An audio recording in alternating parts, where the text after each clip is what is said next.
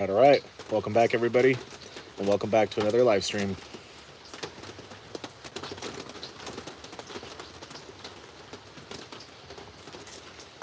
Another day, blessed to be able to do what we love. Most importantly, another day that we got to wake up and see and live another day, and hopefully do better than we did yesterday. And either way, we're here.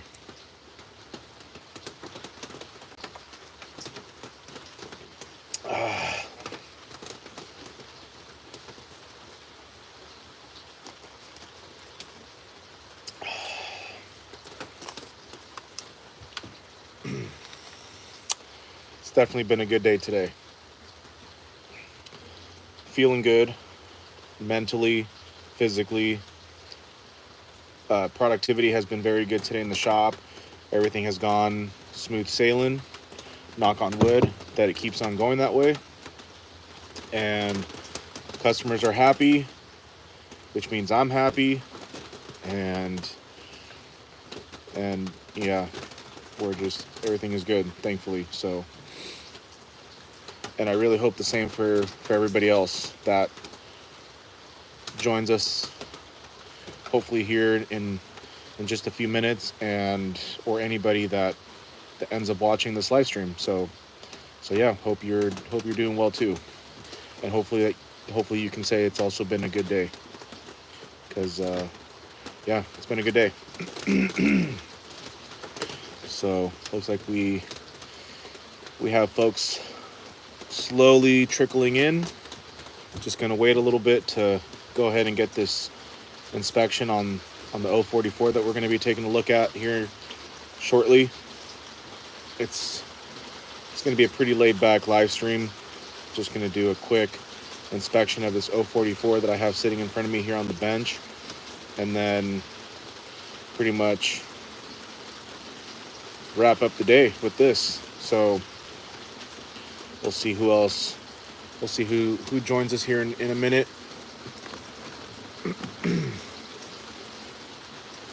But for those of you that are watching right now, I appreciate you being here and popping in for a little bit. We got Tick in the house, or Teak in the house, says hi. Teak or Tick, hello. Looks like we got some folks popping in. We got a Jessica Hicks in the house that says hi. Hello. Happy Monday to everybody joining in. Hey, we got RPM Nitro back in the house. Says sup, y'all. Right on with the vibes, with the hang loose. Right on. Happy Monday. We got Alfredo that says bruh. What's happening? I don't know. What's going on though? We got Suha. Says go fret. Not sure what that means, but either way, happy Monday. We got JL alive. Says hit the gym, bro. Ooh, it wouldn't hurt. But either way, much luck to J alive, L alive. And we got PETA in the house. Says hello. Says not really sure what the question is, but we're going to be doing an 044 inspection today, and just waiting for everybody to start joining in, or whoever's going to be joining in, to catch some of the action. Nothing too crazy. Just going to be doing a quick little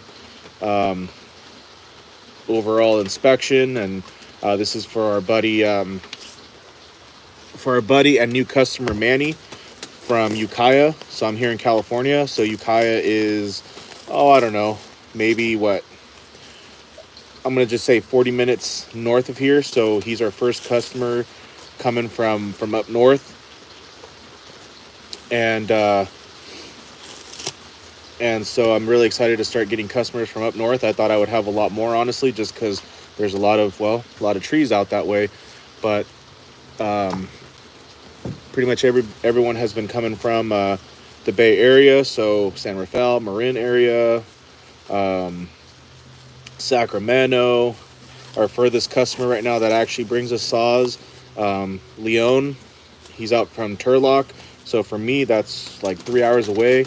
I have a couple buddies out in Los Angeles, and I just help them out through Messenger on Instagram, or or do videos if I can. So that's really cool. And then of course for my local towns, so mainly Santa Rosa, Napa area. So anyhow, JL Live says much love to you too. Just trying to help you from getting diabetes. Have a great day. God bless you. Well, it's kind of too late for all that because I am pre-diabetic, so it runs in the family. But I appreciate you looking out. So hopefully you take your own advice as well. Anyhow, we got Bullet Singh says hi-oh. Hello, hello, hello. So Suha says, what's your plan? So the plan for the live stream is to work on this 044. Just do it's got a cute little death. Well, I don't know what that is, but just going to do a general inspection on this just to make sure it's all good. It does run, it rips. The reason why it's here, and I can actually, I can actually move you guys to the actual spot. I just had the phone over here just in the meantime, but that way you guys can actually see what we're talking about here. There we go. So 044, it does run, rips, very good condition 044. So kind of a little backstory to this. Anyway, so the plan is to do an inspection just to make sure everything looks good. Piston cylinder looks okay. Make sure it doesn't need any repairs or replacements. Check the air filter, check the diaphragm and the carburetor just to see how stiff it is, because eventually that becomes a problem and causes running issues. So we're just going to do just a general inspection walkthrough, just to make sure it's all good and in good condition. So I really like the throttle trigger, the feel of the throttle here on these. So anyways, a little backstory real quick. So my buddy Manny, he got this from a friend of his who I believe it was his buddy's grandfather's. So it was in very good condition. Didn't really use it much. His buddy's grandfather had another 044 that he really just got after it with it. And this was kind of like maybe a backup saw, or maybe he was a collector. So he uses it right now. Picked it up for $600, which I think it was a steal. And yeah, it's in good condition. And so the reason why it's here is we're going to do a timing advance and a muffler modification. And again, just make sure it doesn't actually need anything. Make sure the clutch is good, everything is all squared away. And then also too, we're going to put on a West Coast clutch cover and a set of West Coast 3-point dogs, so which I already have here in stock. And then of course just give it a nice cleaning, because that's what we do. Anything that comes in, we give it a cleaning on the house. That's just our little touch, my little touch that I like to do. It's kind of like my little signature, if you will. And it did come with the bar. So it has I believe it's running a 25-inch bar, non-light bar, just regular Roll-O-Matic, the ES. Which the ES, all that means is that it has a replaceable sprocket. And just make sure that the bar's all good, clean it up, sharpen the chain, clean the chain. And so a little bit of TLC and some modification work. So yeah, so that's what we're doing. And we got Liam in the house, aka Husqvarna. Says, my girlfriend is watching you. Girlfriend?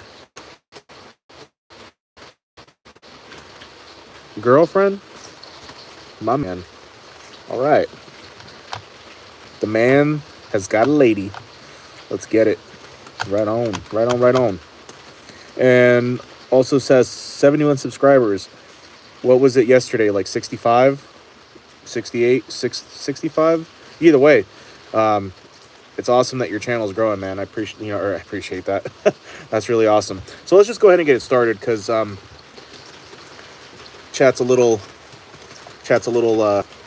not as lively, but it doesn't matter, you know. We got people in here. Oh, I'm drooling over here. Anyhow, it must be the stench of this ethanol fuel. It's kind of giving me a headache. Oh, and we got Eduardo Reyes in the house. Saludos, bro. Saludos, Eduardo. Gracias por conectarse y pues aquí acompañarnos en vivo ahorita. Y pues ahorita vamos a hacer una inspección ahorita de esta motosierra 044, una clásica que es de nuestro amigo y nuevo cliente que se llama Manny o Manuel, pero se llama Manny. Es de Ukiah, que de aquí es como unos 40 minutos yendo para el norte. So es nuestro primer cliente que viene de pues allá del norte. So todos los demás vienen ahorita de la área Bahía, como San Rafael, Marín, por esos rumbos allí, Napa, Santa Helena, pues por donde quiera, ¿verdad? Sacramento, hasta un pueblo que se llama Turlock, que de aquí es como 3 horas de aquí. So, pero ahorita nomás vamos a hacer una inspección nomás para asegurar que todo está bien. Corre muy bien esta motosierra, pero nos las trajo porque vamos a hacerle una modificación del escape o del muffler, y también le vamos a hacer un avance del tiempo, de encender, para que corra con más huevo. y pues ya nomás un servicio general, o pues a ver qué se necesita, ¿verdad? Todo lo que nos llega le damos una limpieza buena. No cobramos extra por esto, nomás es algo que me gusta hacer, ¿verdad? Para que se miren más bonitas. También pues las protege un poco también. Y pues es nomás parte de lo que hacemos aquí. Y también limpiar la barra, hacerle un mantenimiento, asegurar que todo está bien. Y también afilar la cadena, que el proceso de nosotros o el mío es de limpiar las cadenas primero y ya pues darle una buena afilada, y para que todo quede al millón. So, eso es lo que vamos a hacer ahorita. Y gracias, man, gracias por el apoyo aquí del canal, y pues aquí estamos echándole ganas, ¿verdad? Gracias a Dios que tenemos la bendición de pues estar aquí, y pues echarle ganas. Es todo lo que podemos hacer, echarle ganas. Liam says, you don't know how much they want for a Husqvarna 450 cylinder and piston OEM. I'm guessing probably like upwards of $300. My guess. Anyways, let's go ahead and get started. Vamos a comenzar la inspección. So basically, I'm just going to tear it all down. It's all going to get cleaned up anyways. I'm going to clean it, which that'll be for a different live or a different time. Well, tomorrow. Right now, it's just to check everything out and then get a game plan of how I'm going to modify the muffler, because there's a couple different ways that I can go about it. One way that I already had in mind, and then I was just doing a little bit of research on YouTube, and I discovered a different way to do it, but I kind of like the way that I was going to do it, but we'll see. Because even if I did it the one way that I saw on YouTube, if for some reason we don't like that, or our customer Manny doesn't like that way, then I can still do it the way that I was planning on doing it originally. So, all right.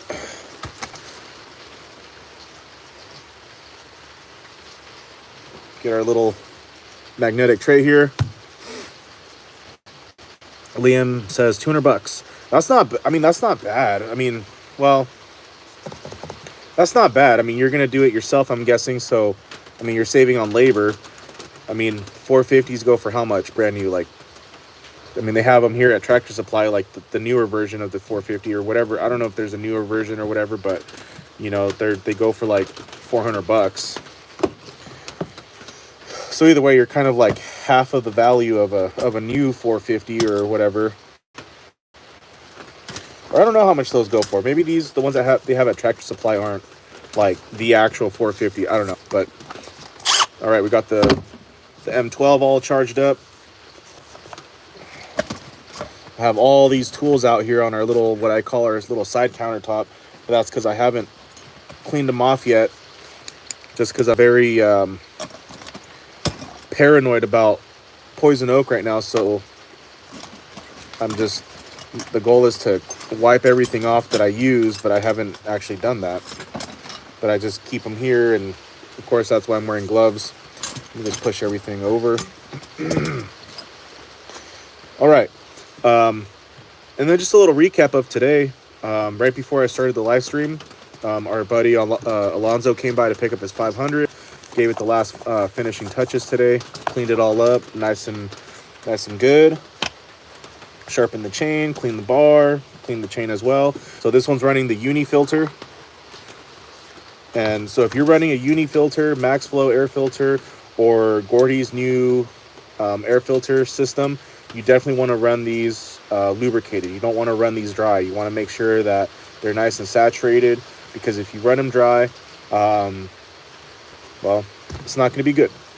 You're going to end up getting a lot of debris and junk in through your intake, and it's going to find its way into the cylinder, and that's just, well, it's not good. So you definitely want to run these lubricated.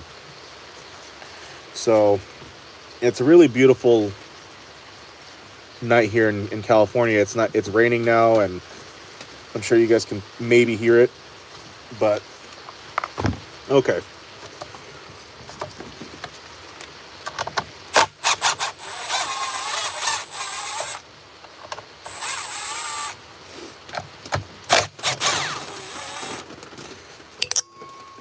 So yeah, $400 is not, it's not terrible. I mean, $200. I mean, and is that brand new or is that used? Well, I hope that's not used. And I mean, you could always go the used route. You could always probably find one on eBay. But if this saw is in pretty good condition, or the 450, your Rancher, oh yeah, this thing's gonna need a nice cleaning. This one's gonna be fun. So rewind starter. He says it was making like a squeaking noise, and that's usually most of the time from the rewind spring. They start getting dirty and rusty sometimes, and so a little spray of WD never hurts. So we'll probably do that, but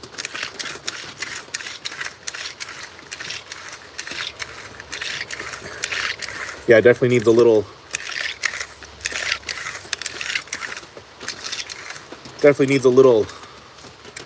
lubrication. So, but yeah, definitely needs a nice cleaning, which if you guys know, you know how we do it with the cleaning. So this is gonna come out looking sweet. Oh yeah.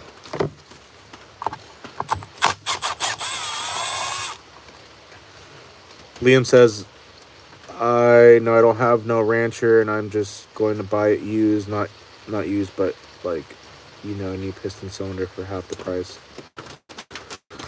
Yeah, I mean, yeah, used is not a bad, you can find some good used options out there, clean and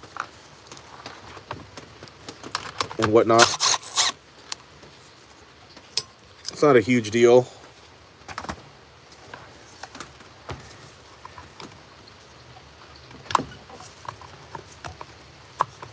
Go ahead and get the spark plug out of the way. I'll move you guys more into the action here. Oop. Okay. There we go.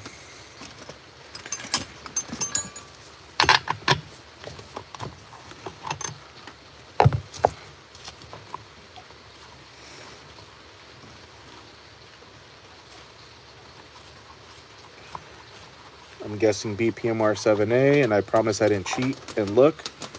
Yep. BPMR7A, NGK. I mean, this is fairly new spark plug, so I don't think we're going to do a tune-up service because this spark plug has plenty of life, assuming that it doesn't get damaged or fouled out or whatever, whatever. Shroud, nice and dirty. The man definitely gets use out of this saw, which is great. Very good. Let's go ahead and take the clutch cover off. It did have a bar on it. Like I said, it's running a 25-inch. I took it off before the live stream just for the sake of the smoothness of the live stream.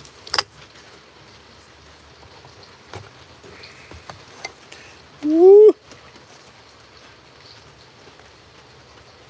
It's gonna clean up nice though. You can tell the clutch cover is, you know, in good condition. I mean, the whole saw is in good condition. I mean, the plastics are a little faded, but I mean, that I feel like that gives the saw some personality, you know, and it's an older saw, so I mean, what do we expect, you know? So, but very, very nice saw. Very nice. Let's go ahead and remove our sprocket so we can get the clutch off of it.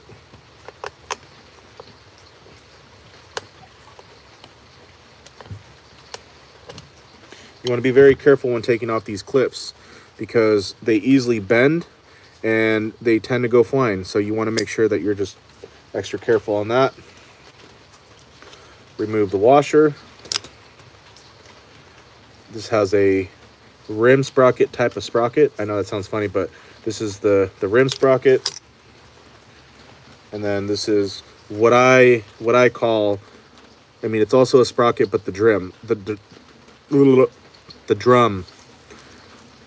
and this is a seven tooth sprocket.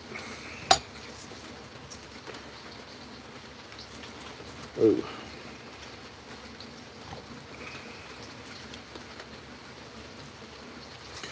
so where's my pick tool here? There we go. Oh,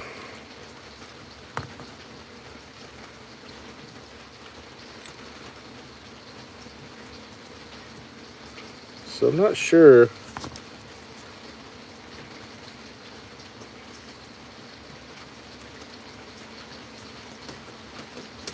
Because this little piece came off of it. And I don't know if that's supposed to be on these or if that's just damage or what's going on, but I don't believe it's supposed to be like that. I've never seen a needle bearing like this, so I'm gonna assume that this is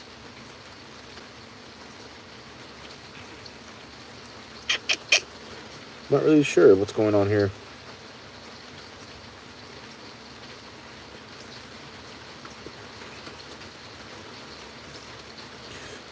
I'm gonna just say that that's not normal because I've never seen a needle bearing have a little cap at the end of it because it almost looks like a cap, but I don't think it is.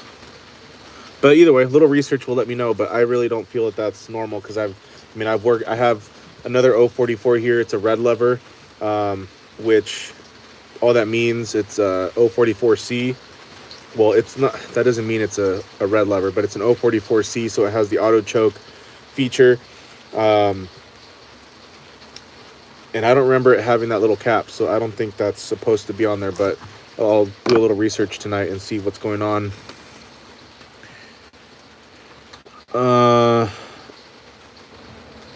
Eduardo says probably not the original. He says that in Spanish. Probably. I mean, yeah. You never know. You never know. Let's go ahead and get this flywheel removed.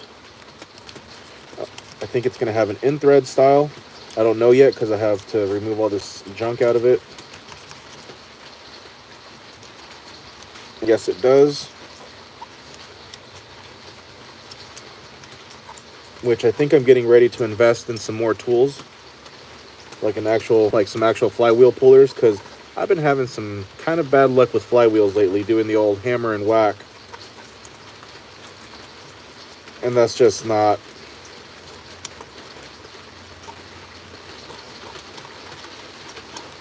I'd rather do it the right way and not damage the crankshaft like I did on Alberto's 2511.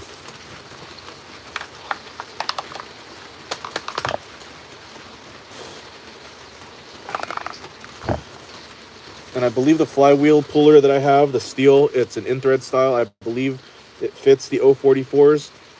I bought it for a 461 that has an in-thread style. So let's go ahead and get the nut off.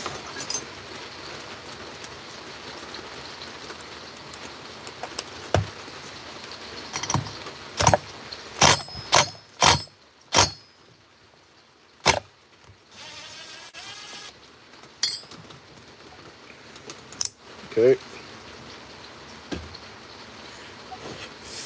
Oh.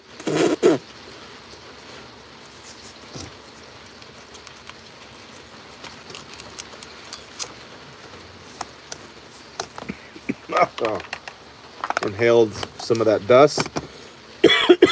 All right. Okay. So in-thread flywheel puller. This is a steel style. Well, not a steel style. It is a steel.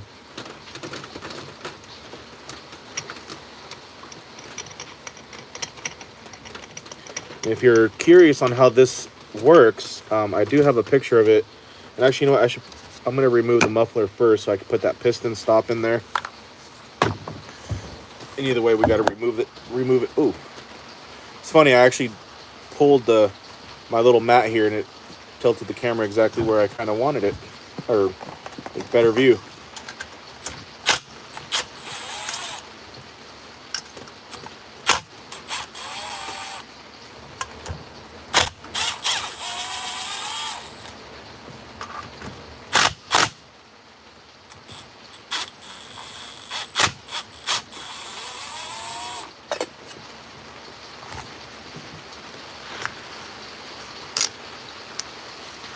Okay. Cool, I didn't have to hammer this one off. So there's the exhaust casing.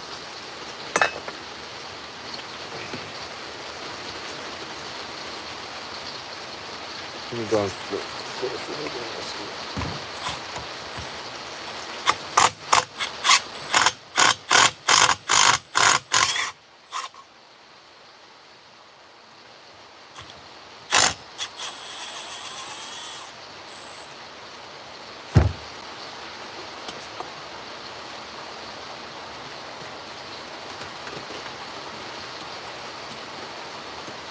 actual exhaust or muffler, and it's coming down good right now.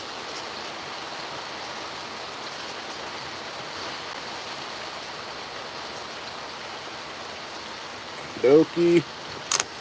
And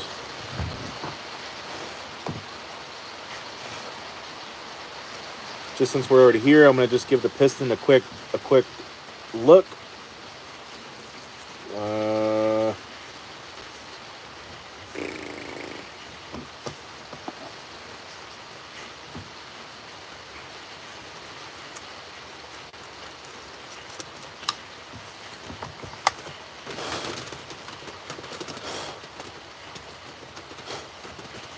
There's a couple of little flakes of debris that became loose when I took those screws out, and it was starting to go into the cylinder, and I'm just trying to catch those.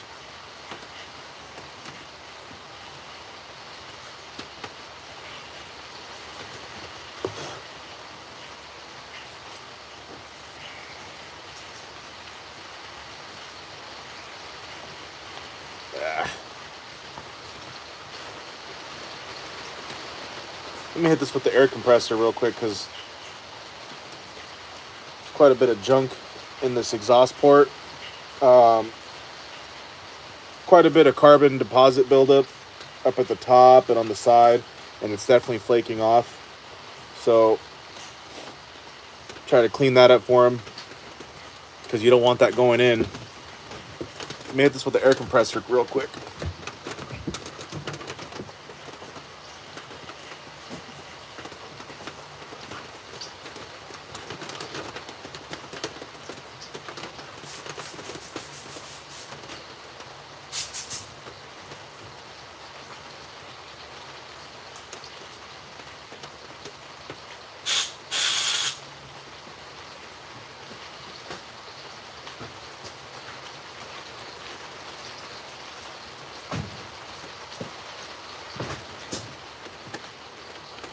Okay, that's better.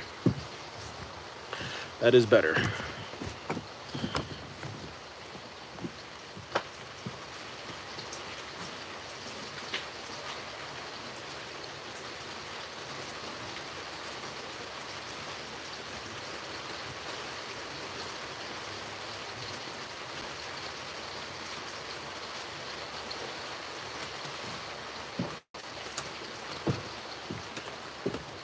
Okie dokie. And it's coming down good out there right now.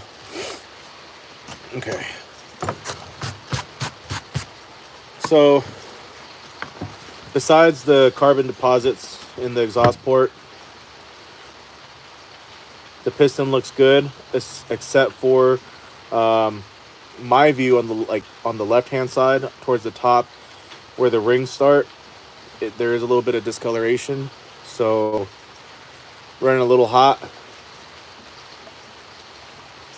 But as far as scoring, I can still see machining marks on the walls of the piston, and I do see some very faint lines starting to produce.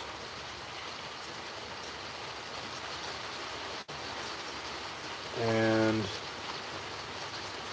actually on the right hand side I see some like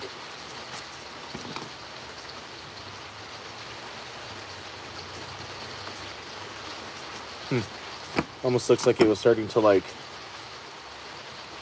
not crater, but it looked kind of weird. But and then towards the top of the head of the piston, yeah, it's definitely running hot or potentially too rich, but it's definitely running hot, being pushed hard for sure. And there's a lot of fine dust on the crankcase and all over the saw. So at one point it was running a very dull chain, and that'll definitely start burning up your saw for sure. But I'll show you guys what it looks like. So it's a dirty saw, but I mean, it's a saw. I mean, most saws are. Not everybody cleans their equipment, you know. But piston looks okay. Plenty of lubrication in there still. So just recently Manny started running the AMSOIL Sabre full synthetic. So that's actually how he found me, is I tagged, because I tag all the brands that I use here and that I like. So AMSOIL, NGK, VP, just everything that I use here. And so he actually found my Instagram because of tagging AMSOIL, and so he reached out to me and asked me, you know, just had some questions, what I thought about the, you know, the oil and whatnot. And I like it. That's what I run in my personal saws. And so so he said he felt confident or more comfortable trying it and switching over, and that's what he's been running. And so there's plenty of lubrication on the cylinder wall and the piston. I do see a little bit of debris in the back, a little something right there, but worst case worst, I can always pop the cylinder off and really just give it a nice cleaning. And you know, I do want to clean off those deposits. So I think this thing's going to get a real full tear down, just so I can clean off those deposits and all that, and really clean out the inside of the cylinder and whatnot, just because I don't feel good about having little stuff going in. And like towards the back there's a couple little, just a little bit of particles of grime or something, so definitely don't want that in there. So I think, yeah, this thing's gonna get a full tear down, but for now we're just gonna do a little inspection.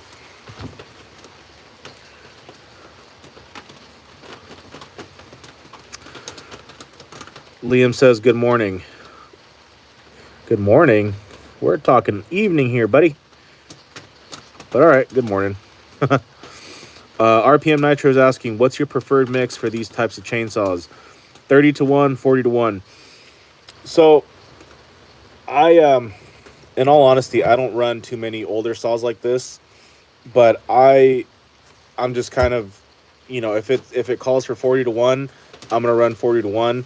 Of course, it all just depends on, well, it's not what it depends. It's just if something like this, I mean, I think older saws called for 40 to 1 or maybe possibly 32 to 1 or 30, but I would just run what's recommended, 40 to 1, and then just base it off of there. So I just popped into my Instagram before starting the live stream, and Manny, whose saw we're working on right now, he was talking about something about like a lot of smoking and running the AMSOIL and whatnot. So it sounds like maybe he's mixing too much oil or not very accurate, or something's going on. So I'll have to touch base with him a little bit more on that. But I feel like the older saws were, I think they called 40 to 1. Older saws probably called for something else, but I'm not really too sure. But 40 to 1 for older saws or whatever it recommends, that's what I kind of stick to.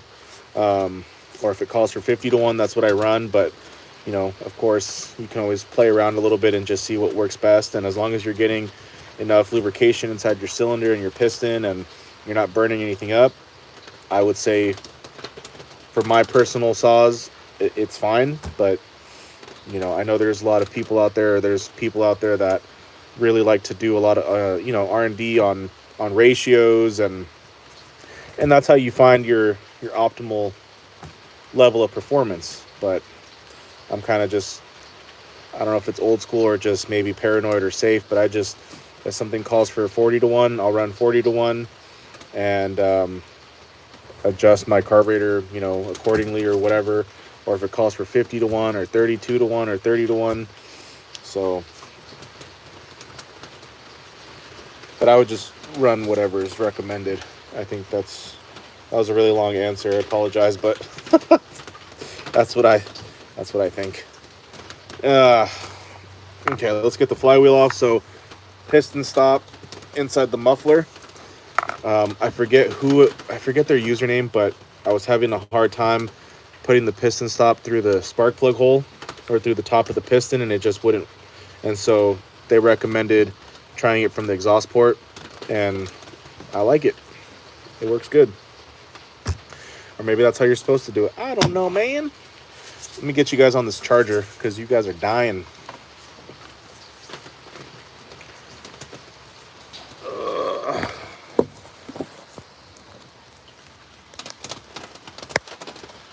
Eduardo Reyes dice, apenas se levantó.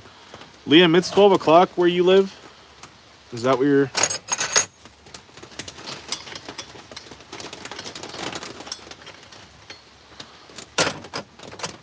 that what's going on right now?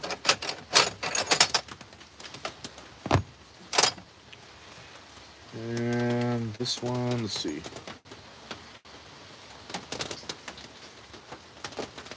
I believe this is what I want.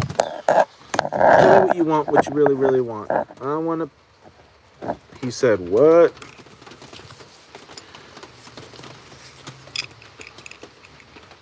That is not the one that I want. Damn, I have to move you guys again. Here I go.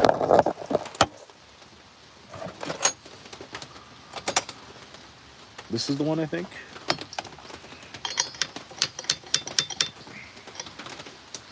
That be the one. I'm gonna just run that. Or maybe I could try this one. Nope. Nope. This guy doesn't know what he's doing. Pretty sure I got the one that I want, that I need.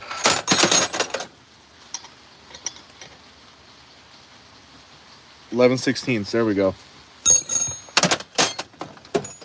Alrighty.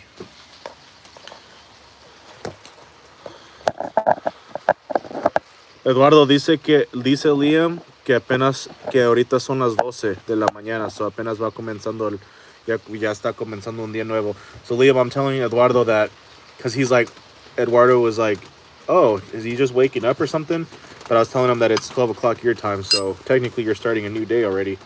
So the way that this in-thread style works, so it threads into the flywheel, and then it has, so with this one here, which is a 15/16, all right, and then you just tighten that down, and then this screw threads into that, and then this is what taps the flywheel off with pressure or whatever. That's what it does.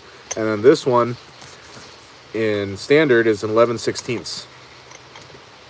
So with your piston stop, you're just going to tighten this thing down. You don't got to crank on it. You don't have to, I'm telling you, you don't got to crank on this thing. Just enough to where it's nice and secure and seated.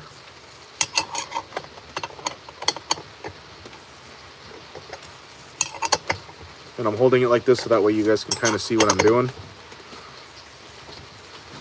Okay, so there. Just a nice little hand snug and not even. So RPM Nitro says, how do you like California? I like it, man. I mean, I've been here my whole life, you know, but the only thing I don't like right now is this whole gas ban thing. That's the only thing I don't like about it. And what else? You know, in my county, so Sonoma County, it's a little expensive, you know, cost of living, but, you know, just got to grind harder, I guess, and save more money. But long answer short, I like it, man. It's home. You know, got a little bit of everything, especially in my area, Northern California. So, you know, I'm here in Windsor. You know, I'm close to everything. I'm about 45 minutes away from San Francisco going south. You know, I have the hills going up north, so Humboldt, Mendocino County, and all that good stuff. I have the beach. You know, we got Bodega Bay, and, you know, and so I like it, man. I like it. Alrighty, Liam. Have a good night, man. Thanks for being here. Catch you on the next one, hopefully. Okay, and then once you get the first part seated, we're going to go ahead and start threading in this. What actually pops the flywheel. So like so. And then just kind of crank it.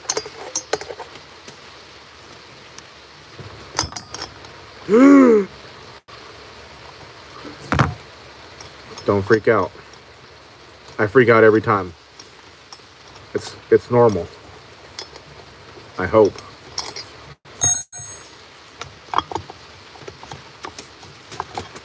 And there's your flywheel. Bada boom, bada bang. Believe me, when that first happened, it made all that noise. I was like, dude, I just broke the piston stop, or I just damaged something. And yeah, it's kind of freaky. But there's our piston stop. This is just a cheap. It's the Pro line. It's not the Stens, which I don't know if that's a good one or not, but it's just the Pro line. I think I got it off of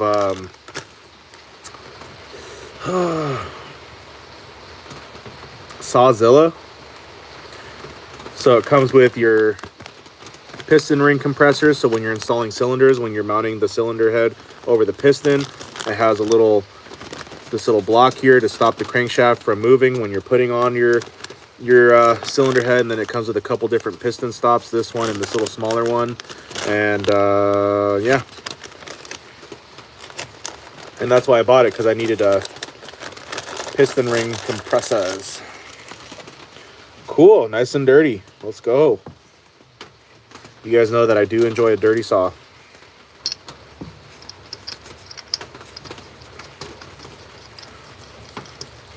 I mean, don't get me wrong, cleaning fairly dirty saws is fun too, because they're quick, but I like seeing the transformation. And I guess this is going to go back into the sanitize area. Mr. Poison Oak paranoid freak over here. Okay, so there's that flywheel side. Eventually we're gonna get this key out and then file it down some, and then advance the timing. Let's go ahead and get this clutch off. And from what I've heard, and I don't know if it's true, it does make sense to me. It's kind of recommended or preferred, or it's just advised to remove your flywheel first and then remove your clutch, because you have the chance, or you run the risk of shearing your key, your flywheel key, when you remove your clutch. I always remove the clutch first and then the flywheel if I'm going to do that, but and I haven't had anything happen. Not to say that it won't happen, but I probably should start doing that, especially that I've been having not the best of luck with flywheels these days. So better safe than sorry. Remove your flywheel first and then remove your clutch, just to save any risk, or any risk of having things go bad. All right.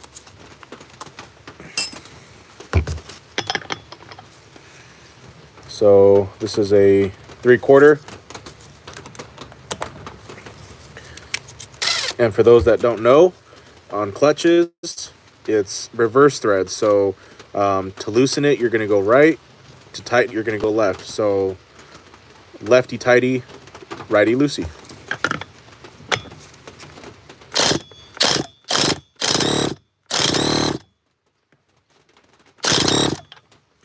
And that's why I like to leave the flywheel on, because sometimes. So let's take the risk.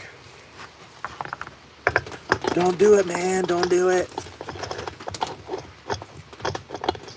I'm doing it. A higher powered, probably a higher powered torque, or a higher powered impact would probably do the trick, but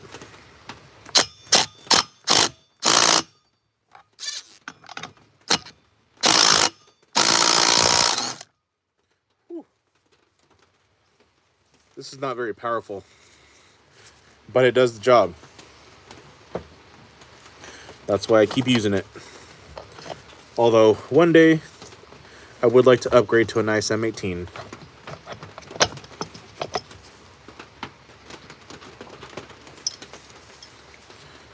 Because you guys most of you already know the backstory to why I have that DeWalt impact. And I kind of want to tell the story again, just because I guess I like to hear myself talk sometimes. But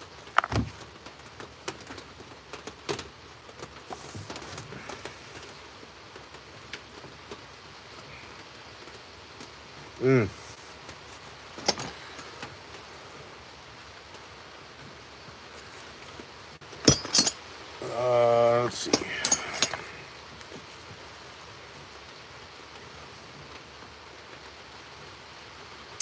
Yeah, see, there you go.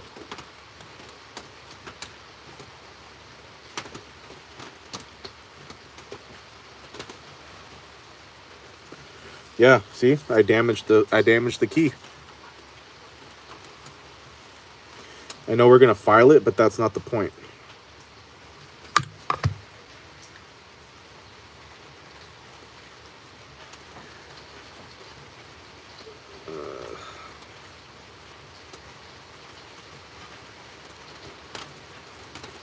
I mean, technically it's okay, but it is damaged. It's not how it was just a second ago. It's going to be hard to show you guys. And with filing, it's probably going to be okay. But that's why that's why they do say to remove your flywheel and then your clutch. But I don't know if you guys are going to be able to see what I'm seeing here. No, you're not.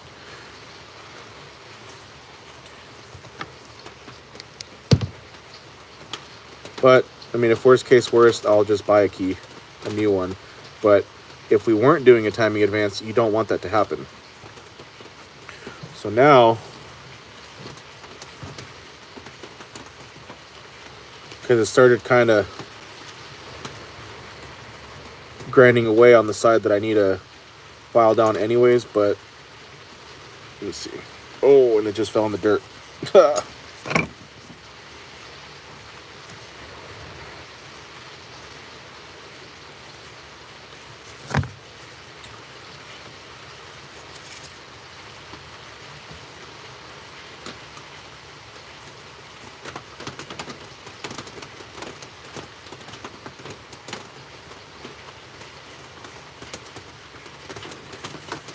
And in one of the videos I did, they did say that it's a little tricky to put the key back in, and I can see how. I can see why.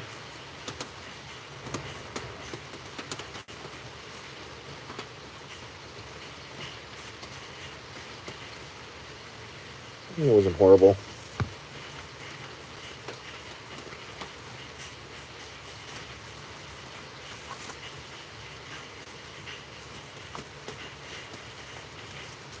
That's not right.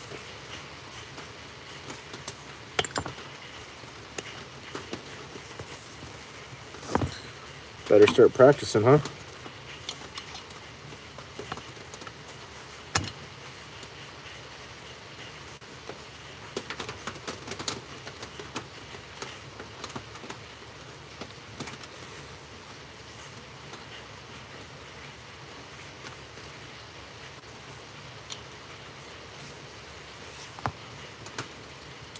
Yeah, I don't.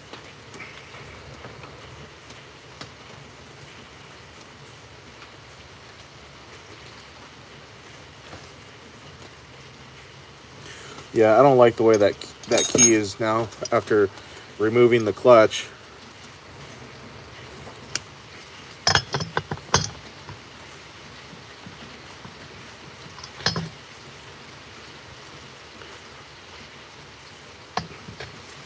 I'm going to remove this. So being that I'm not comfortable with this key now, even though I am going to file it down, I'm going to just buy a replacement.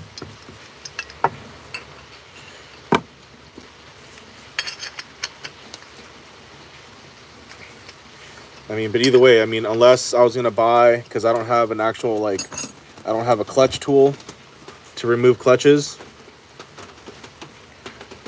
And removing the clutch right now, the only way that I have to be able to do so was to put the flywheel back on.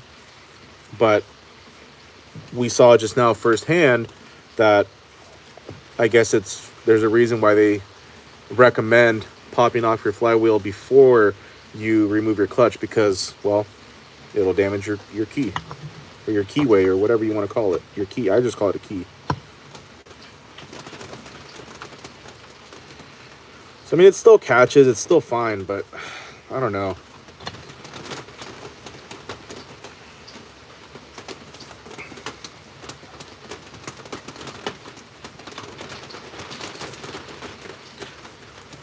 Hey, we got Budsville, USA in the house. Says, what's up, man? Budsville, where you been, dude? Hope everything's been good with you, and thank you for popping in for a little bit. I don't know how long you're going to be here, but thank you for being here. We just seen what happens if you run the risk not popping off your flywheel before you remove the clutch. Just like I was saying earlier, I always just do the clutch first. And I hadn't had anything happen. That's a freaking mouthful. I haven't had any issues. And I had just said, not that nothing won't ever happen, but in order to get this clutch off, I don't have a clutch tool, and my impact wasn't strong enough to remove it with the flywheel off, because normally when it has enough torque, it'll just spin that thing right off. So I even said it, I'm going to run the risk and putting the flywheel back on, because what'll happen is it'll start shearing the flywheel key. And that's what started happening here. I am going to do a timing advance on this thing, so in order to do so, you file it down. But I just don't know. I mean, it might still be fine. I mean, there's only one way to test it, and that's obviously to run it like we're going to. But I think I'm going to just look for a new flywheel key, just in case this one, or just to not even run a risk. I mean, it's still catching fine. I mean, good. I mean, it's good. There's no slip or nothing, but I just don't know, man. I'd rather have a better peace of mind and know that it's going to be good. Like, you know, good, not to say, oh, I think it'll be okay. But we'll see, though. We'll see how easy it is to find one without going to the dealer.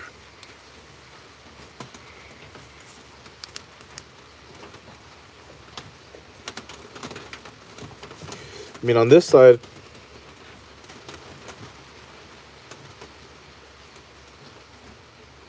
yeah, I don't like that because it's not even to the side that we're not going to file off, and to this side right here. So yeah, I'm not going to run the risk because that's not going to look good.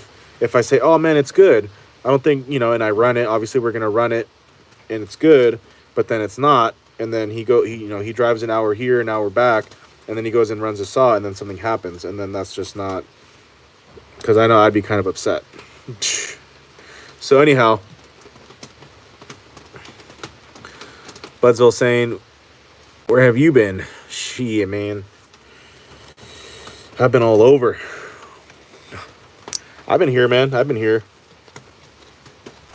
Just doing the dang thing. Doing our best to, like they say in Spanish, like we say, you know, doing our best to, you know, just to echarle ganas, you know, basically to just, you know, do our best to keep it pushing and moving and to the best of our ability, you know, and doing good, man. Everything's good. Budsville saying, just order a new impact wrench. Yeah, see, that's what maybe not an impact wrench, but like a nice, better impact driver, like an M18, you know, so I don't have to run the risk of this.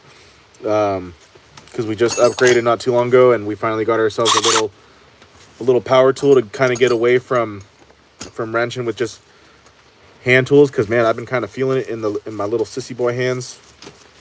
But this DeWalt, man, impact has been doing us good. It's just every now and then I get a clutch that's a little, you know, that it's not able to do. Like this one, I had some hard time getting it out without the flywheel on it, and I don't have the clutch tool. And even then, I don't think it would be able to spin it off without the flywheel. But it does everything else. It just wasn't able to do this one good. The 288 Husqvarna that I have here, and the 395 that I got in like when I first started the shop. But everything else, though, it does fine, no problem. Or for the most part, but it saved us at the time a few bucks, even though I easily could have gotten the went out and bought the Milwaukee M18. But it's like, why am I going to go pay, you know, for something that I already have just sitting in the storage shed, brand new, because I was trying to resell it, so I got it for dirt cheap. But I think you probably remember the story. Budsville's also saying, I haven't seen you go live lately. Man, well, that's why. Where you been, man? We've been here. Budsville also says, I got the DCF 900. I think this one's...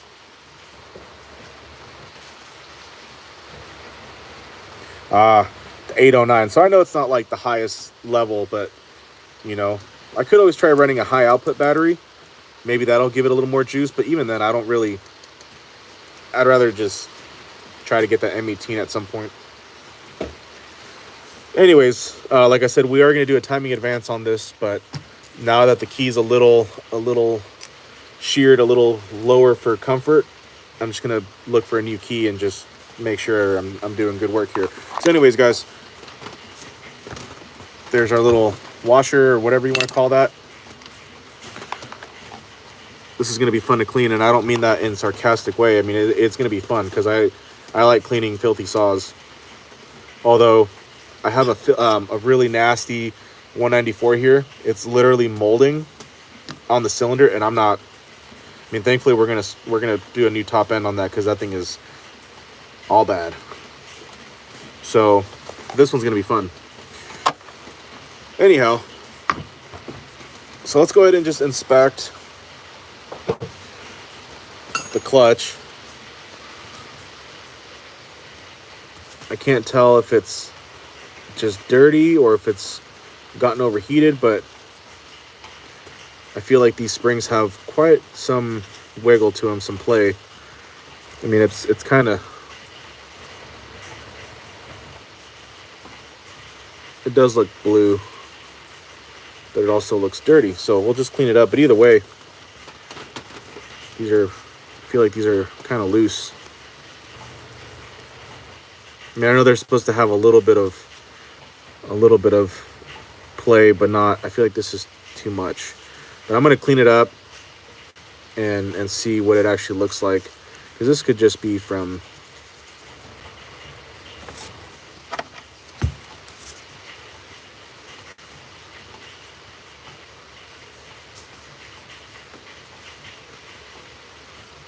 everything else. Like the retainers don't look blue, and the shoes, it's hard to tell, but I think it's just dirty.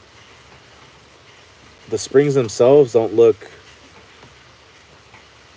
discolored as far as like anything noticeable. But we'll see how it cleans up though. But then again, Manny didn't he didn't say anything about the chain just spinning or nothing like that. So I mean, this is probably fine. It's probably just dirty.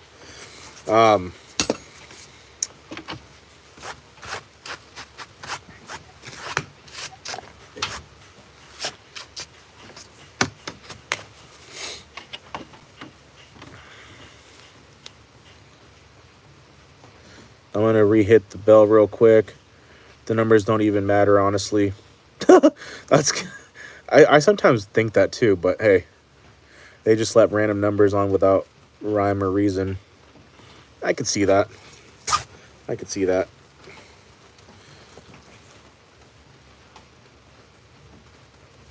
We got Red Lord popping in saying hello. Red Lord 550. Red Lord 550. Hello. Happy Monday. Whoa. Those brain cells, man, they're like barely hanging on. They're like hanging on for dear life. So now let's just go ahead and check out the carburetor diaphragm just to see the condition of that. And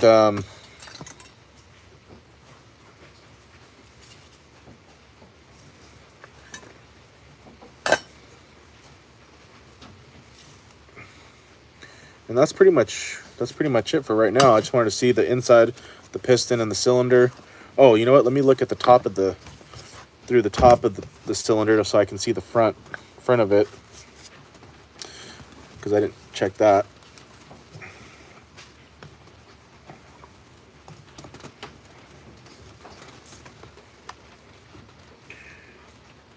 Yeah.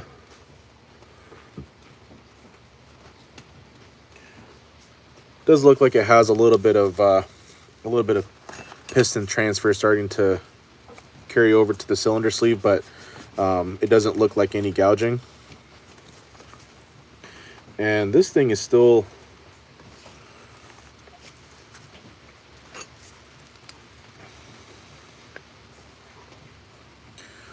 so the other day, I mean a few days ago, he was saying that the saw wasn't starting and that there was a lot of oil and fuel essentially coming out through the exhaust and through the front. And I was like, dude, it sounds like your saw is probably just flooded. And I think sure enough that's what it was, because even right now I see that there's some fuel here in in between one of the cylinder fins, and it's like coming up through the through the spark plug, so I'm guessing it still has some fuel in there, or I don't know if he's tried to run it since. I don't think he has, but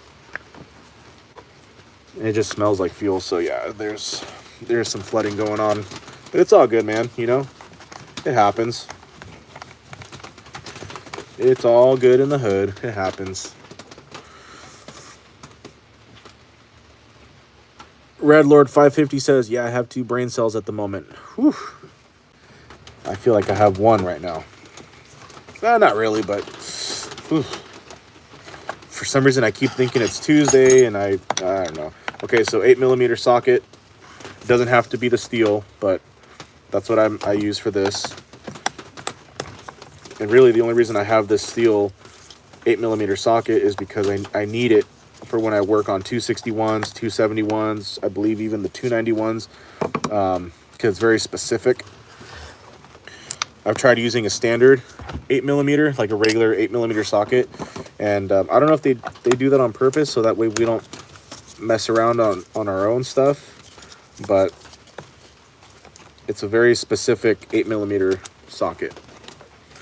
I mean, it's a really nice tool. It's comfortable, and it's, you know, I feel like it's good quality. I mean, I don't, you know, I hope it is. Should be. And I also have the steel T27. This is the 6-inch. And the reason I have this is because in order to get down into the cylinder to undo the mounting screws on certain saws, or on most saws, the one that comes on the scrunch doesn't fit because it has like a little groove. And again, I don't know if they do that on purpose or what the deal is on that, but nice tools. I mean, they're nice. So air filter mount.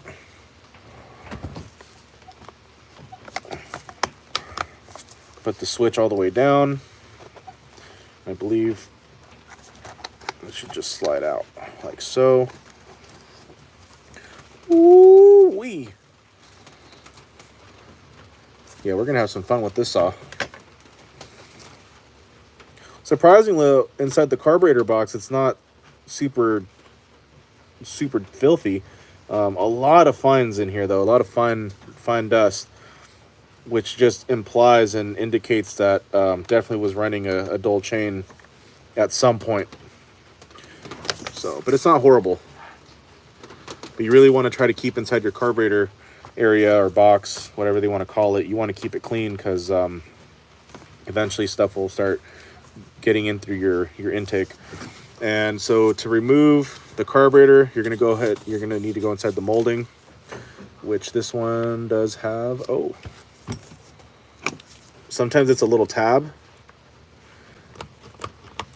which I'm not a fan of those, but I use like these like circlip pliers that, like, when you compress them, it widens, and that works well instead of trying to pry it off with a flathead and run the risk of breaking one of the tabs.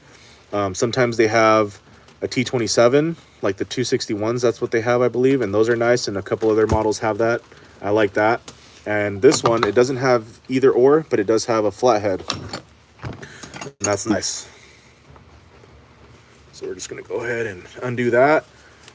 And what's nice about the screws is that once you start undoing the screw or backing out the screw, the molding just starts coming up instead of having to pry it. All right.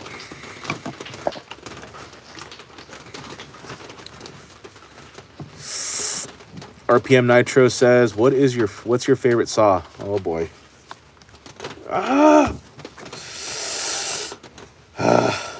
It's not even a loaded question for me because I know damn well what my favorite saw is, but it always just makes me feel like giddy when I think about it. I just had one in here earlier, my buddy Alonzo's 500i. I love running them. I love working on them. I literally know that saw. It's just like I was just saying on our last live stream, if all I ever had to work on was 500i's, that'd be amazing, because they're just they're a dream to work on. Everything is just right there. It seems like it's just perfect. I know they have some of their issues, like sometimes if you abruptly shut them off, it kind of like, sometimes it can make them produce like flooding issues and whatnot. But I don't know, man, those 500i's, fuck, They're amazing. They're amazing. I'm not saying it's the best, but it's definitely one of the best saws, in my opinion. I had one brand new, but I ended up selling it for, reinvesting purposes and into the business. And sometimes we got to do what we have to do. And I do regret it, but you know what? It is what it is, man. I know I'll get another one. But I like a lot of saws, but my favorite saw, 500i, all day. Okay, and then let's see. I believe this should just come flying out. Oh, should probably remove this grommet.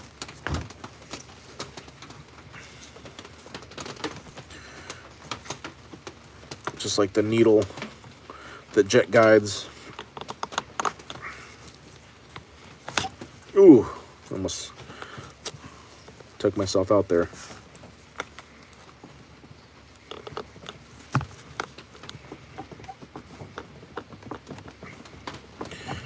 Come on, baby. There we go. Boom. Now we can go ahead and slide this thing out. Put the switch all the way down.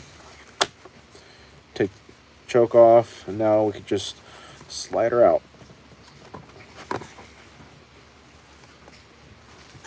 There's a fuel line down there. Just kind of push that down a little bit. And there we go. Woo!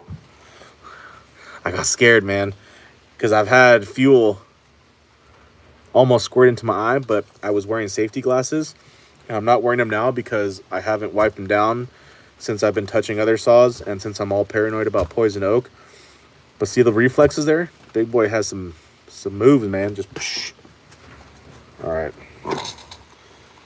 And another way that you could actually alleviate that is pop open the fuel tank.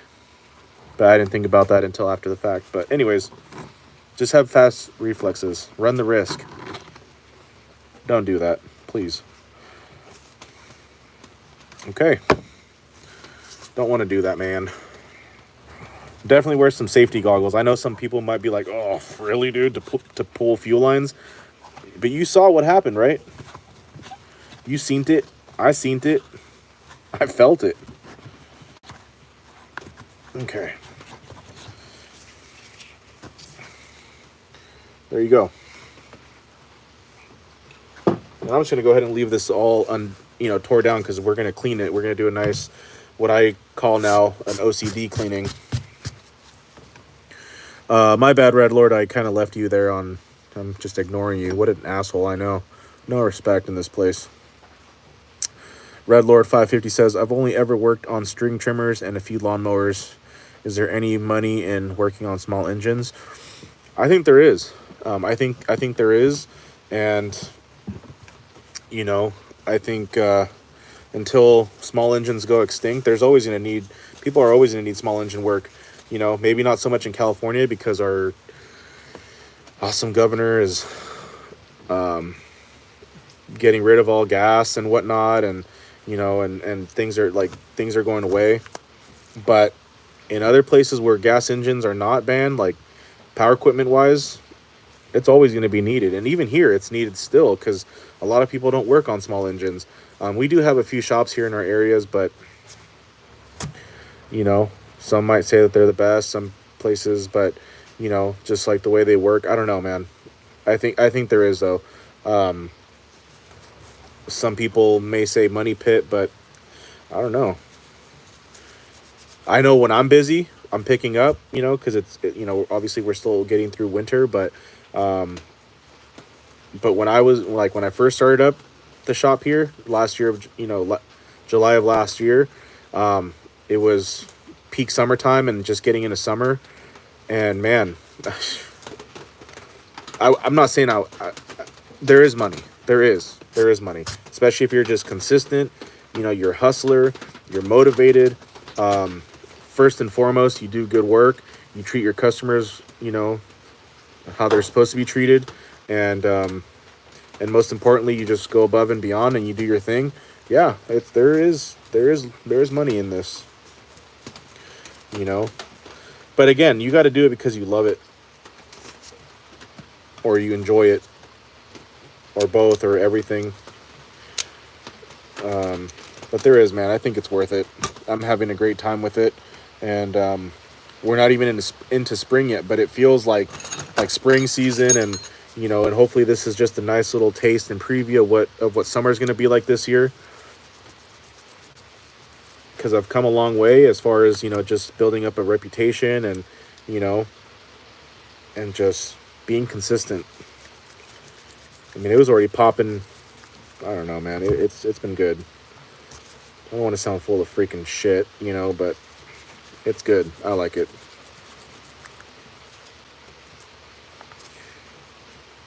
So like here I do primarily chainsaws because that's what I love. But, I started getting pole saws. I offer sharpening services, so hedge trimmer blades, lawnmower blades, chipper blades, axes, anything that I can sharpen.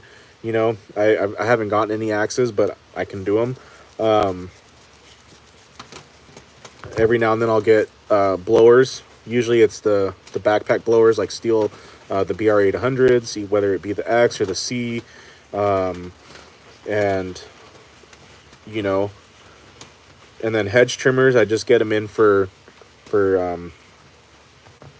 sharpening. But my sharpening service that I offer for hedge trimmers, I'll pop open the gearbox. I'll do a service of the gearbox, make sure everything is all good in there, all the components are good and no damage. I'll clean out all the old grease, and then I'll pack it in with new grease, and then of course sharpen the hedge trimmer blades and all that. And then I do chain sharpening as well. Obviously, I mean, not obviously, like I don't mean to sound like a dick, but I know somebody out there is like, well, obviously you got to sharpen chainsaw chains. Sorry. But yeah, it's good, man. You just got to be creative, And then, so what I was getting at was, I do everything from general repairs, services, tune-ups to, modifications, like the timing advances, muffler modifications, porting. I don't do a whole lot of porting right now, but I have gotten chainsaws in for porting, and, thankfully with success. I'm not saying it's going to be like that each time, but,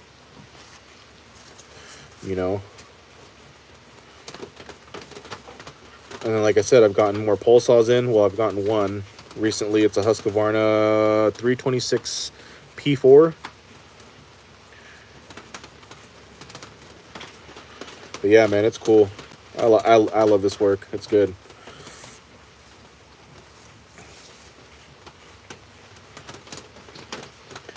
So the diaphragm, the metering diaphragm. So this is essentially like your fuel pump. So what it does is it moves up and down with the pressure, and so it basically just regulates essentially your meters, how much fuel, like meters the fuel that's going into your carburetor or whatnot. And so what happens over time, this one's still okay. I mean, obviously it's not in a brand new condition, but it's still okay. It's still pliable. It's still all right. Let me see.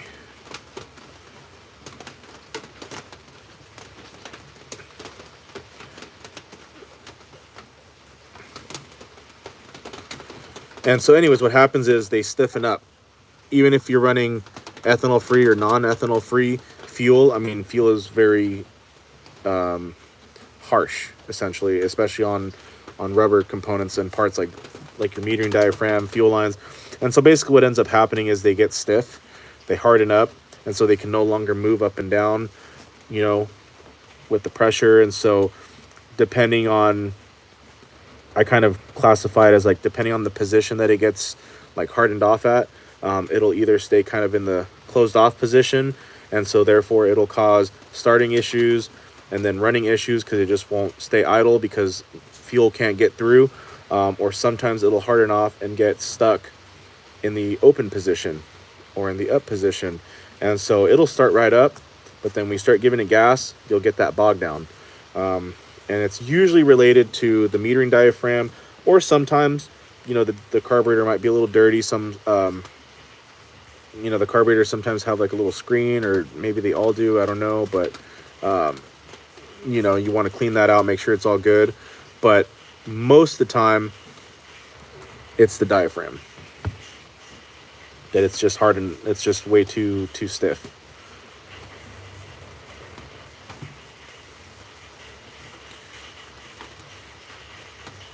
Ooh, this one's dirty. And if it's really stiff, I mean, some telltale signs that your metering diaphragm is getting stiff. I mean, you'll see like little crinkles or little wrinkles in it.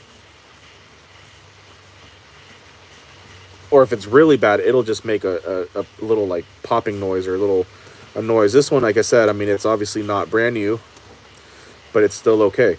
But what I am going to do is I'm going to remove or clean off that. You see that grime that's kind of building up right there? Just going to wipe it off.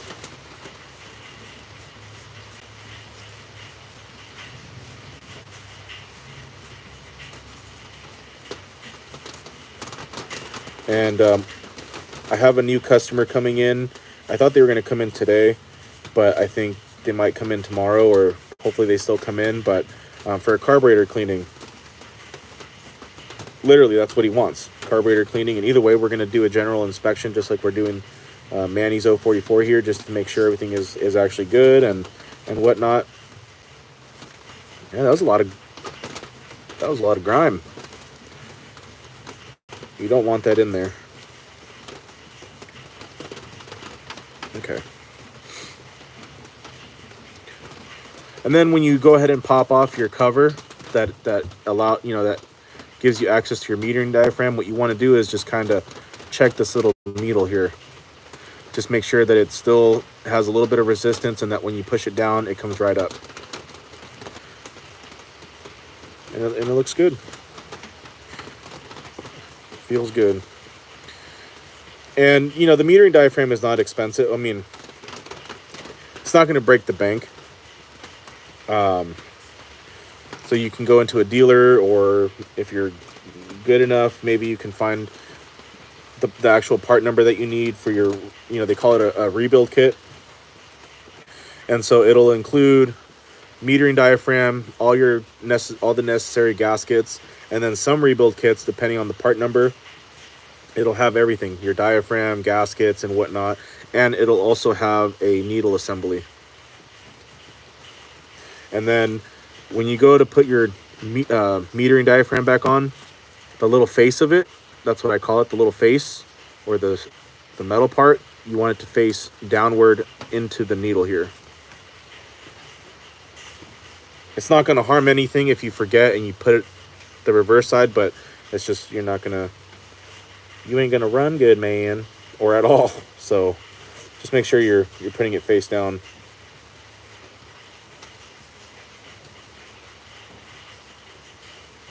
Okie dokie. Let's go ahead and give this a little wipe down. Just the top here.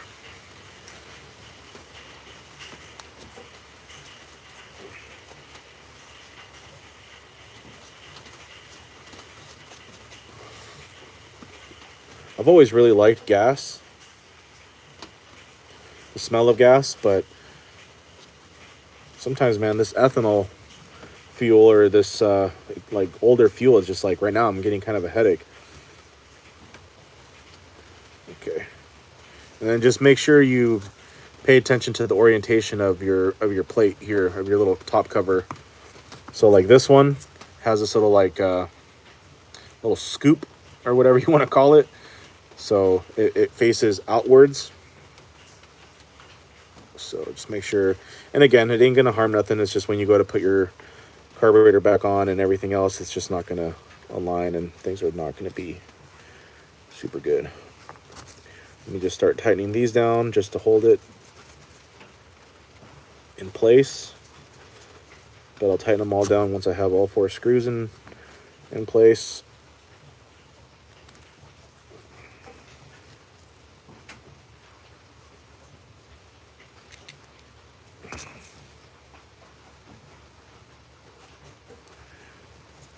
Okay, now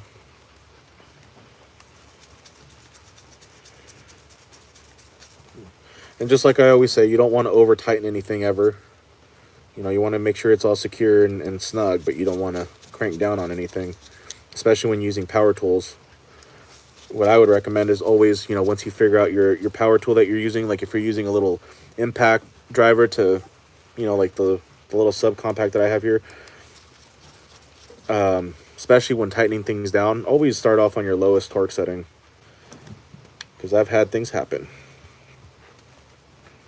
Thankfully not on customer saws, but personal things that I was working on. I've sheared bolts right into the cylinder when I was reinstalling the coil.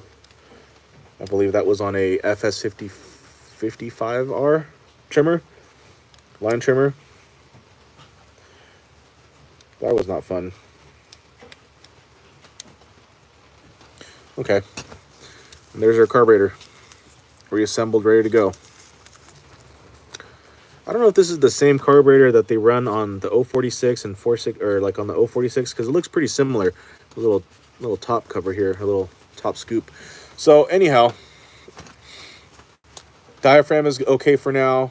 The clutch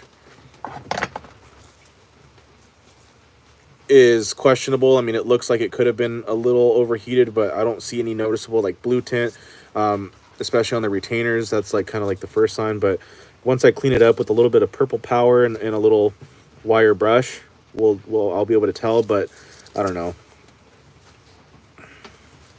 I'll double check with Manny to see if his chain ever just keeps spinning. But I mean, I feel like these springs, I don't know.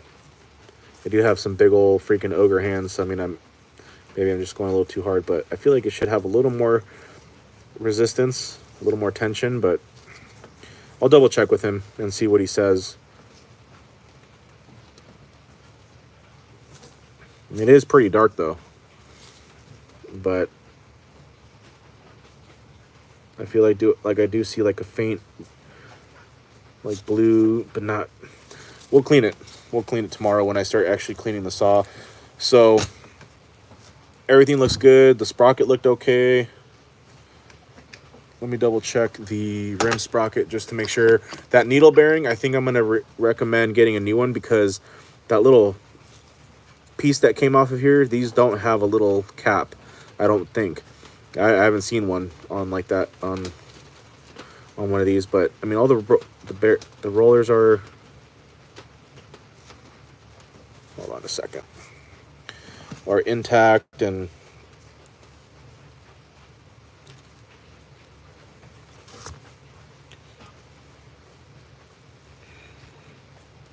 but you know what?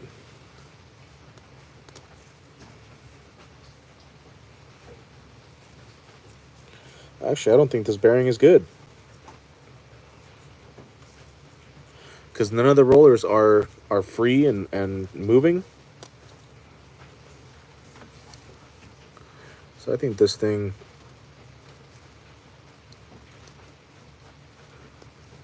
I know it's not greased or nothing, but the rollers still should move freely, at least from what I've always seen. So yeah, this is actually yeah, we're gonna replace the needle bearing, because this is not, they're not even moving. They're not even, they're stuck. So yeah, this is not a good needle bearing now that I'm actually really looking at it. And that's probably why there was like that little plastic piece that was starting to develop on the end, because it's just sitting there, and then the clutch was just kind of like, so this is not good. So definitely a bad needle bearing. So we're gonna get a new needle bearing on that. The rim sprocket looks good.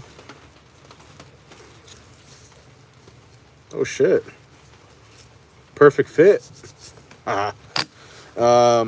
Which now I'm really questioning the clutch.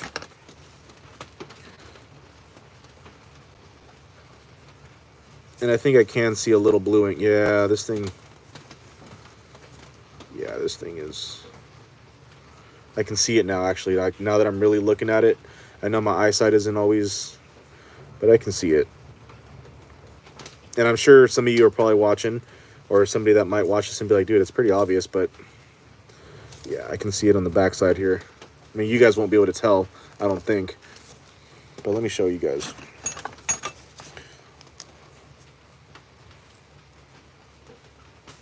Yeah, I can see it. You see it like up here and like down here.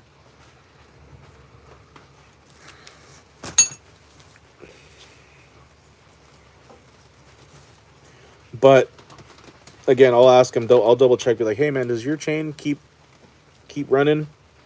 And if he says no, I mean, I'll just say eventually we should probably swap this out. I mean, he's already kind of in for an investment just with the mods and the West Coast clutch cover and dogs. But at the same time, this is more important than some fancy little shiny aftermarket parts. So we'll see what he says. We'll see what he says. And then just look for a flywheel key. Although I do feel that the flywheel key that we have right now will work, but I just don't want to run any risk because, well, the whole goal is to keep doing good work and have people coming back, you know. So anyhow, what else are we checking? Let's check. Oh shit.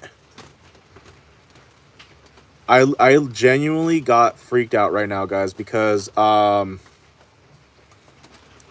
frog just came out of the saw. I'm not even kidding you. Did you guys see it jump out? Please tell me I got that on video, because I got freaking scared, dude. I honestly thought it was a potato bug. I don't know what it was actually, but I got woke me the hell up. Did anybody catch that?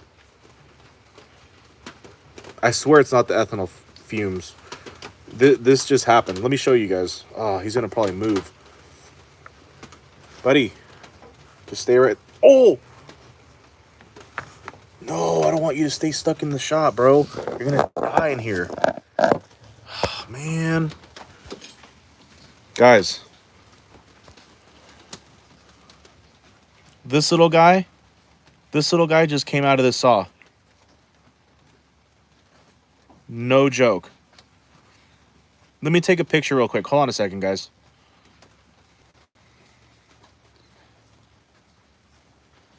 Shit, man. He's going to get stuck in the shop and he's going to die.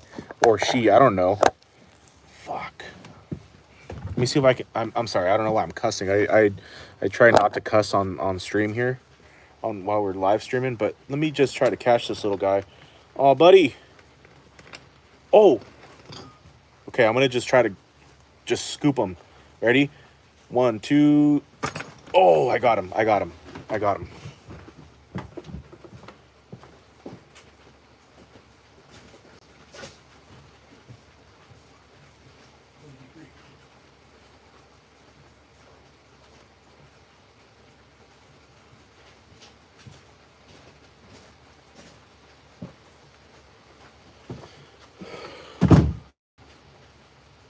We got him.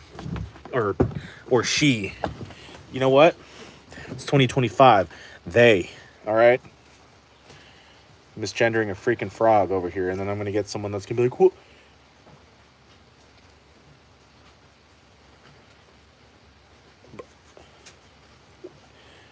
It's still here. Is there 2 of them in here? Like, what the hell's going... Oh, okay. Man. I'm going to take another picture real quick. Hold on. I'm going to lose him.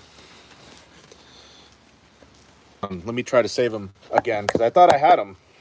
I think I did, but then he... Oh, man, this is not good. Okay, I'm going to just trap him with this rag. It's pretty clean. It has no fuel on it. Oh. Okay, I know I got him for sure.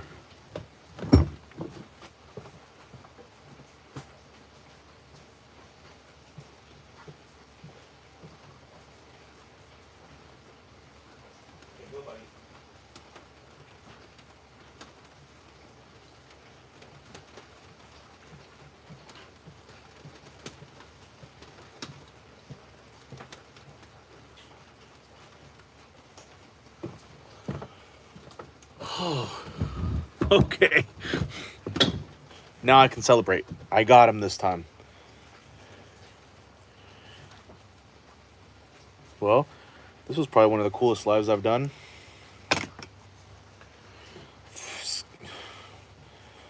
You guys ever see a big boy get scared? You just witnessed. Oh, okay, where the hell?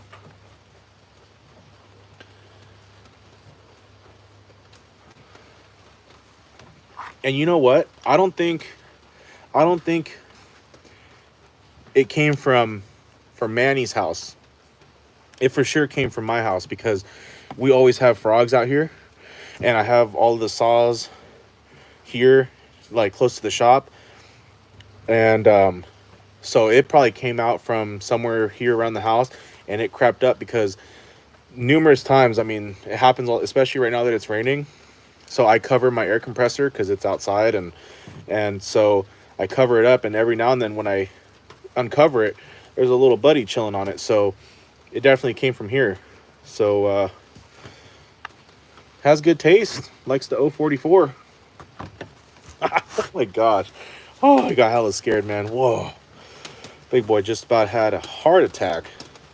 I need a cheeseburger now. Man. Okay. Looked like a tree frog. I don't know. It looked cool though, man. It was a cool buddy. He was trying to huff that ethanol, man. All right, guys. Because I was gonna check. It must have been inside the, like, wedged in between the fuel tank. Because when I flipped it over, or maybe it was wedged. It had to have been wedged in between the crankcase and the handle housing. Because when I went to pull it out, or when I went to go put it down, it just. So it was probably in between here. How come I didn't catch that? Oh. Oh boy. This fuel tank vent broken. I know we didn't do that. Yeah, we're gonna have to get that replaced. So okay, so we for sure need to replace the fuel tank vent, and then on our expense, because we damaged it, I damaged it, the flywheel key, and then I'm gonna talk to him about the clutch and go from there. So let's just, I was just gonna check the bearings, make sure everything is good. No play on the flywheel side. I don't know if this has, what kind of bearings these run, because if you're running roller bearings, from my knowledge, from my understanding is, horizontal play, so like side to side, a little side play is okay for roller bearings. Any vertical play, no go. And for ball bearings, I'm guessing these are like ball bearings, any play is not good from my understanding, but we're good here. I wish I had a way to test the seals, the oil seals, which I have my fancy steel pressure and vac tester, but it took a crap on us, so we cannot do that right now. I need to reach out to Steel or something. Hopefully they can. I'm not a dealer, so I won't be able to get a replacement. That's the only reason why I wish I was a dealer sometimes, so that way I can get tools and access to parts and have access again to the dealer portal to look up part numbers and blah blah blah, because that's the only thing I miss about working at the shop that I used to work at, is having my Steel access. And I had it for a little while, for a good while after I got fired. I got fired because the owner got upset that I was executing my passion. And I had it for a while after I got fired, but then they realized that I was really doing what I was doing and doing good, and they took it away. But we're doing all right, man. We're doing good. So anyways, bearings are cool. The seals, I'm just gonna assume that they're okay, because he wasn't saying anything about running issues, so that's great. But I would still like to check, if I could, but unfortunately I can't do that right now. The only other way that I can test them is running the saw. If you hold it sideways for a little bit, if they're really bad, you'll start having changes in RPMs. Same thing on the other side. It won't necessarily tell you, what side. Well, maybe.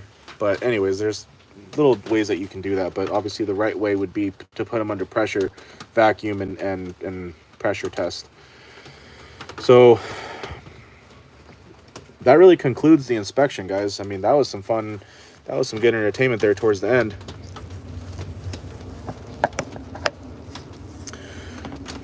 Hey, we got Eric Trafford. Hopefully I didn't screw that one up too bad. But you're right. Yes. So he has Eric has a good point. So Mighty Vac has one for like, I think maybe like after it's all said and done, sales tax and shipping, maybe $120 if not less. So I think for now, I think I may have to invest in one of those just until I can figure out my steel one, because I didn't buy it brand new. I bought it from on eBay, but it was like new condition. I don't know if it was a backup in someone else's shop or somebody that worked on small engines, or maybe a dealer at one point and then they stopped working in that field. And it's really clean. It came in the box. It has the instructions, like how to do a test on a lot of things, and all the, just a really clean set, other than the box, just looked like a used box. But it's still in good condition. And then out of nowhere, it just doesn't create pressure. It doesn't do anything. So I know at one point there was like rebuild kits for those, or rebuild something, and I may just have to tinker around and open it up and see maybe something came out of place or what. That'd actually be kind of a fun live stream, because I haven't seen anybody do that. But it's not even that. It's just you don't get to see that all the time. So anyways, guys, so that concludes the inspection for the 044. It's going to get a good clean. I'm excited to work on this one. I like when they come in a little grimy, because I like seeing the transformation. Flywheel key is questionable, but just for safe peace of mind and to prevent anything from actually happening, I'm just going to buy a new one, even though I am going to shave it and give it a little advance. Right now I'm noticing that this tank vent is busted. It looks like it's missing half of the fuel line here, which we didn't do it. The metering diaphragm is still okay. It's still pliable enough. After further inspection, determined that the needle bearing here, which is a roller style, but it's needle bearing because it's encaged in that plastic. I guess that's why they call it a needle cage. And that's what produced what it almost looked like a little plastic cap, but that's because this needle bearing is not spinning. All these bearings are just shot out. So gonna replace that, and then the sprocket, I'm really seeing it now on the backside. It does have some bluing. The springs are a little too loose for my liking. Maybe I'm just Hulk strength over here, but I doubt that. But I'm going to clean it up either way and just see what we can look at, or what I can see. I'm going to give it a nice little scrub down with Purple Power. Most importantly, the piston and the cylinder look good. On the front side of the piston, so looking down from the spark plug, I do see some piston transfer starting to happen, but nothing severe. Definitely doesn't look like gouges. The back side of it, looking in from the exhaust port, it looks good. Piston looks a little toasty, just like a little bit, just from running too hot and possibly, maybe running a little too rich. But I think it's just from running a little too hot, a little too hard. The top of the piston, or excuse me, the top of the cylinder head does look a little, it's starting to discolor a little bit, just from overheating. So that could come from, I know it's running a uni filter, so it's not dirty. So at one point, maybe it was running a clogged air filter, a dirty air filter. And then what else? But other than that, it's solid, man. It's a clean saw. I mean, like I said, he bought it from his buddy who he inherited it from his grandfather. And this one was, I think, a backup saw. That's what Manny's guess is, because it's clean. He also has a super clean 026 that he also got, that he bought from his buddy, it was his grandpa's too. And that thing is clean, man. It looks brand new, and it's a red lever for those of you that geek out over red levers and whatnot. And he sent me a video of it earlier on Instagram. It's pristine, clean. You can eat off of it, literally. And everything else is good. We're, you know, again, just a recap of what we found. So that's what I found. And, but the real reason this came in was just to get a muffler modification. So, and a timing advance. But of course, you know, we like to inspect everything, check everything, make sure we catch anything that might need replacing, or just make sure it's all good to go. Make sure it's actually in good ripping condition. And, you know, we did find a couple of things like the tank vent. Maybe that's why he's having starting issues, because this tank vent, I mean, you're not going to be able to do much with this tank vent broken off like that, missing half the line, and it's just not even connected. So that's probably why he's having starting issues. It ain't the metering diaphragm. And then we also discovered, again, needle bearing is shot. It does not spin. None of the rollers are moving. The clutch is questionable. Definitely, you know, a little discoloration there, bluing. And the rewind starter, that was another thing that he said, is that it's a little stiff, a little hard. But a lot of the times you just need to put a little WD in there, because the rewind springs start to rust a little bit and whatnot. And then give it a good clean. Spark plug is brand new. Literally brand new. Probably ran a couple times. The uni filter looks brand new. It's clean. Definitely needs to be lubricated, because you don't want to run those dry. And everything else is good, man. So that's pretty much it. Yeah. So that basically concludes the inspection. Zero Cool Ninjas says hello to Amanda Hug and Kiss. We got an Amanda in the house? I don't know. Eric Trafford says, what are you doing for a muffler mod? So at this point, so I thought this was going to be like the 046s, where it has like that chute or whatever in here. So I was just going to take that right off. But it looks like in this case, what I'm going to do is I'm going to just go ahead and cut up the side here, like remove this, bore out the hole a little bit more, get rid of that spark arrestor, which that ain't gonna, I mean, that's just, I'm gonna just get it out of there. And also too, I'm thinking that I'm going to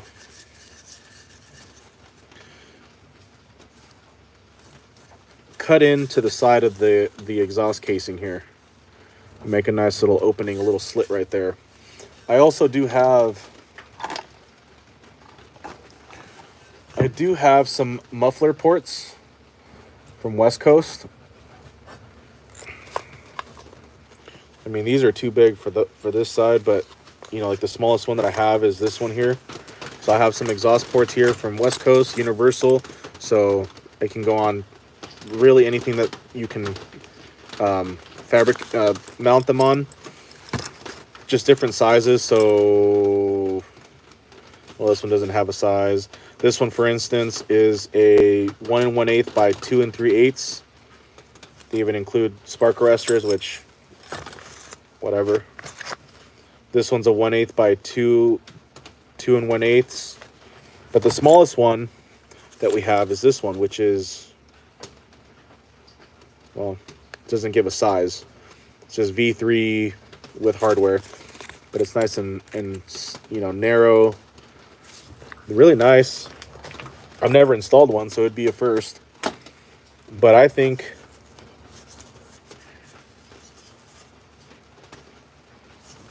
you know, so like this, we could, like, well, depending on how it sits, you got to make sure it's not too close to your plastics or anything. But you know, a lot of the times these exhaust ports, you'll see them and they'll just mount them on to the actual muffler on the outside here. Or if there was a way to put it on the actual, well, actually this one,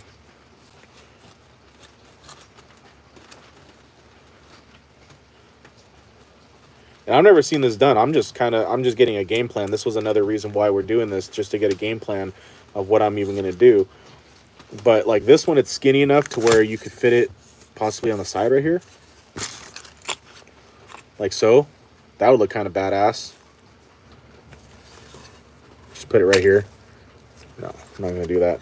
Or, you know, just put it on the, like, it would even fit, I think, right here on the top, like this very top piece right here. But then again, it's kind of, that actually would work. But for now, I think, you know, just open this up right here, cut that out, open it up, and then bore out this little outtake right here a little bit. What's already pretty, well, actually, it's already freaking huge. So if anything, probably just cut this off, cut this out here.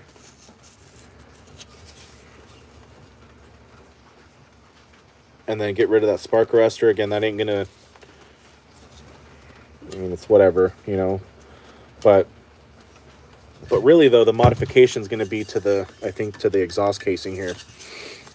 And I've seen a lot of people just cut a slit into this, you know, like cut it out and then maybe like pull it out, so kind of flap it, or just literally cut a slit into it.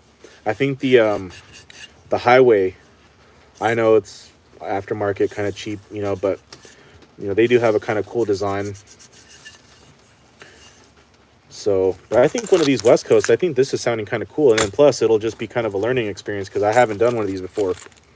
Honestly, I haven't. I was thinking to do a bark box on my 440 because it's hollow, like that muffler you have. The bark box would definitely do it, or the Egan. The Egan mufflers, those things are freaking nice too, man. I mean, I really like West Coast products, but I also really like Egan.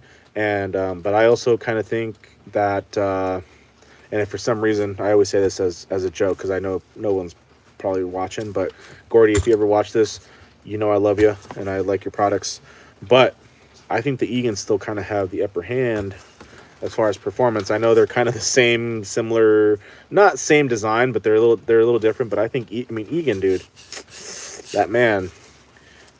I mean, for those of you that know Egan, I mean he's a madman. He's a numbers guy too. He's really good. But I mean, yeah, you can either do the bark box. I mean, they're great, man. I sell a lot of bark boxes, or you know, I push a lot here. I want to start bringing in some Egans, but that's what we're gonna do here. Just kind of save some money on this. And now he's gonna do the clutch cover and all that. But yeah, the bark boxes though, man, they're nice, beautifully made. Whoa.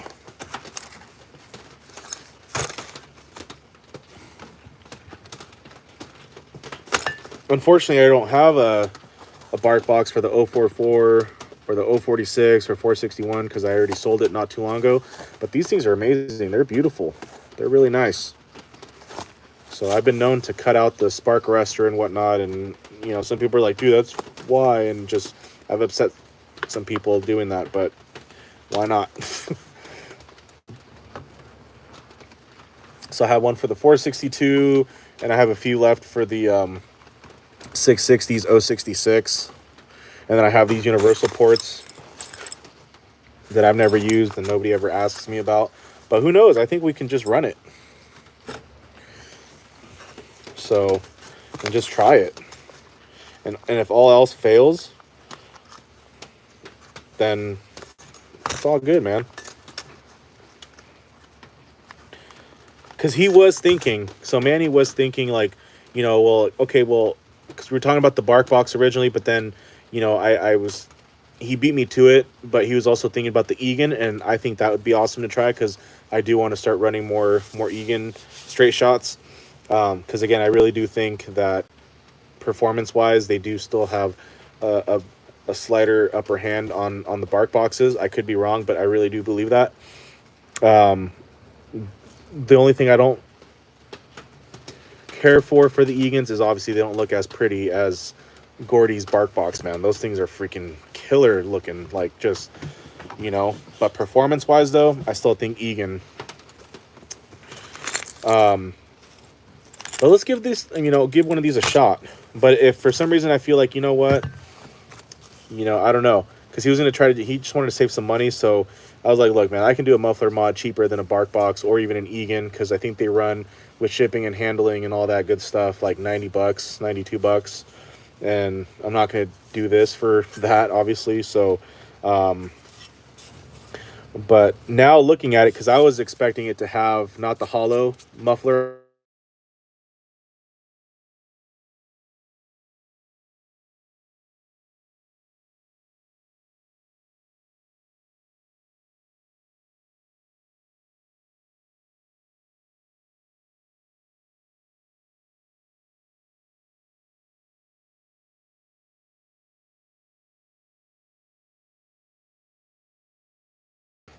Hey, what's up, everybody? Sorry, um, my lady friend was calling.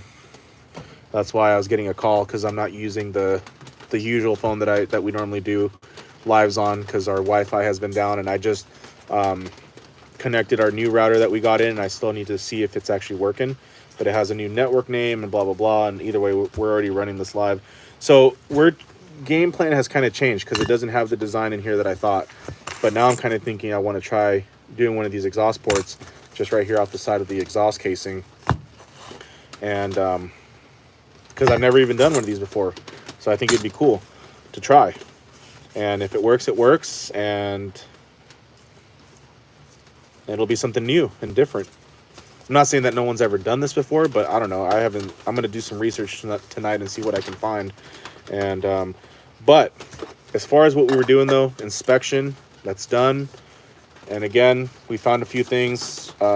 Clutch might have been burnt up a little bit, because it does have some bluing on the back. I can really see it now from the back.